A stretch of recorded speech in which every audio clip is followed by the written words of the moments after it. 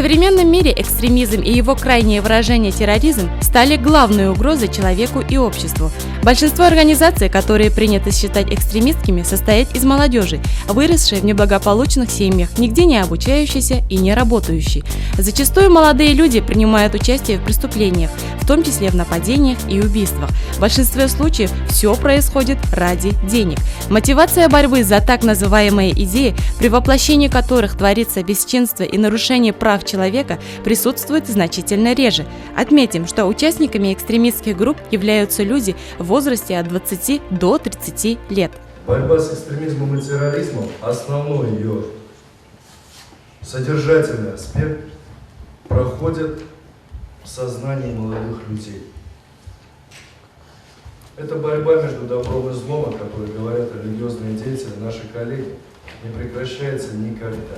16 октября Министерство молодежной политики и спорта Республики Башкортостан совместно с Башгоспедуниверситетом организовал республиканский форум по профилактике экстремизма в молодежной среде. Целью данного мероприятия стало создание гражданского общества, молодых людей, воспитание в них чувства патриотизма, сопричастности, собственного достоинства и выработка методических рекомендаций по применению наиболее эффективных форм работы по профилактике экстремизма и терроризма в молодежной среде. Поддержать форум пришли руководители, специалисты органов и учреждений молодежной политики и муниципальных образований республики, студенты высших учебных заведений, представители правоохранительных органов, традиционных конфессий, национальных культурных объединений. Не бойтесь пускать в школы, не бойтесь сотрудничать с духовными организациями, с православными, с мусульманскими. Это принесет плод. В продолжении пленарной части форума состоялась также церемония награждения участников республиканского конкурса по профилактике экстремизма в молодежной среде. Модераторы для широкой аудитории подготовили секционные работы. Наша задача заключается в том, чтобы средствами просвещения проводить профилактику этих экстремистских настроений.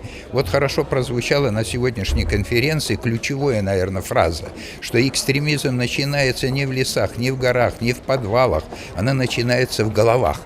И поэтому воспитание патриотично настроенных, любящих жизнь, трудолюбивых, с честью, с достоинством людей – это и есть профилактика будущих экстремистских поступков людей средствами просвещения. Чтобы человек, попав в какую-то тяжелую жизненную ситуацию, с достоинством, с честью, с совестью, с пониманием, адекватной оценки себя, своей семьи, своих возможностей, общества, сегодняшней ситуации, мировой ситуации, мог решить свои жизненные проблемы. Раннее предупреждение экстремистских проявлений – это умение организовать и провести информационно-пропагандистскую работу.